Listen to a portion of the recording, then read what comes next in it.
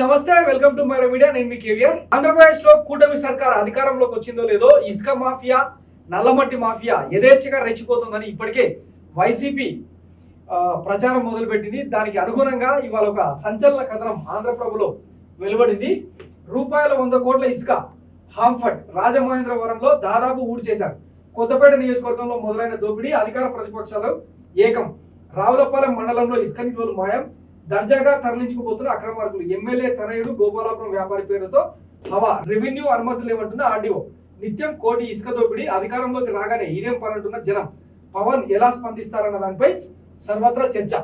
నిన్న మొన్నటి వరకు వైసీపీ పాలకులు నిబంధనలకు వ్యతిరేకంగా ఇసుకను కొల్లగొడుతున్నారంటూ గగ్గోలు పెట్టిన నేతలు ఇప్పుడు ఇదే ఇసుకను సొమ్ము కోసం అర్రులు చేస్తున్నారు. వర్షాకాలం ఇసుక కొరత రాకుండా వైసీపీ ప్రభుత్వ హయాంలో ఉమ్మడి తూర్పుగోదావరి జిల్లాలో చాలా చోట్ల ఇసుక నిల్వలు పెట్టారు. అయితే ఎన్నికల్లో టీడీపీ, జనసేన, బీజేపీల కూటమి రాష్ట్రంలో విజయం సాధించింది. భారీ మెజార్టీ స్థానాలు దక్కించుకుని ఇటీవలే పాలన పగ్గాలు చేపట్టింది. అయితే ఒక పక్క ఇంకా పాలన గాడిన పడలేదు. సీఎం చంద్రబాబు సైతం ఆర్థిక నష్టాల్లో ఉన్న రాష్ట్రాన్ని ఎలా అభివృద్ధి బాట పట్టించాలని ఆలోచన చేస్తున్నారు. సంపద సృష్టించి ఖజానాలో ఆర్థిక వనరులు పెంచేందుకు వ్యూహాలు రచిస్తున్నారు. అయితే రాష్ట్ర ఖజానాకు ప్రధానంగా దోహదపడే వాటిలో రాష్ట్రంలోని ఇసుక ఖనిజ సంపద ఒకటి.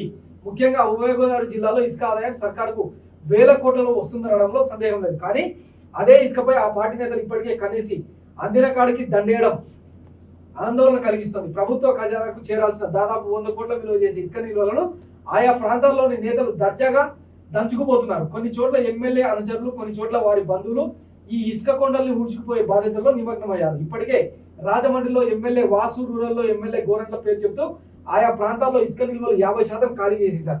వారు సైతం ఈ ఇసుక తరలింపులపై నేటి వరకు స్పందించలేదు, అలాగనే అడ్డుకోను లేదు.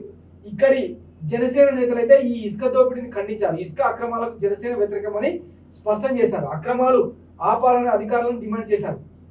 ఇక కోనసీమ జిల్లా కొత్తపేట నియోజకవర్గంలో అయితే ఈ దోపిడీ మరింత విచ్చలవిడిగా కనిపిస్తుంది. ఇక్కడి ఎమ్మెల్యే బండారు సత్యానందరావు కుమారుడు పేరుతో కొన్ని చోట్ల భారీ ఇసుక నిల్వలను దర్జాగా ఎత్తుకుపోతున్నారు. రావులపాలెం మండలం లక్ష్మీ పోలవరం వెళ్లే రహదారి వంతెన హైవే పక్కన గల దాదాపు 20 కోట్ల విలువైన ఇసుక గుట్టల్లోని ఇసుక 2 రోజులుగా తెగనమ్ముకుంటున్నారు. వాస్తవానికి వీటి తరలింపుకు ఎటువంటి అనుమతులు లేవు. ఆర్డీఓ, తహసీల్దార్ స్థాయి అధికారులు వీటికి మా నుండి ఎటువంటి అనుమతులు లేవని చెప్తున్నారు. మాకు సమాచారమే లేదని, మైనింగ్ వాళ్ళ అనుమతి ఇచ్చారేమో తెలియదని చెప్పడం హాస్యాస్పదంగా కనిపిస్తుంది. ఒక్క ట్రాక్టర్ ఇసుక పేదవాడి ఇంటి కోసం తరలిస్తేనే బిల్లులు లేకపోతే అడ్డుకుని తదితర శాఖల అధికారులు ఈ ఇసుక దోపిడిపై పట్టనట్టు వ్యవహరించడం విమర్శలకు తావిస్తోంది.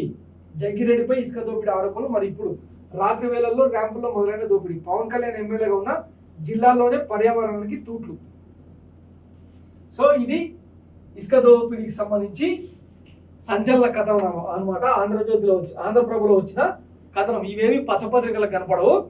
కానీ వైసీపీ సర్కారు అధికారంలో ఉన్నన్ని రోజులు భవన నిర్మాణ కార్మికులకు, పేద ప్రజలకు ఇసుక అందకుండా వేల కోట్లు సొమ్ము చేసుకున్నారని ఆరోపించిన వాళ్ళు మరి ఈ సంచలన కథనానికి ఏం సమాధానం చెప్తారో వేచి చూద్దాం. Thanks for watching my media. నేను మీ కేవీఆర్.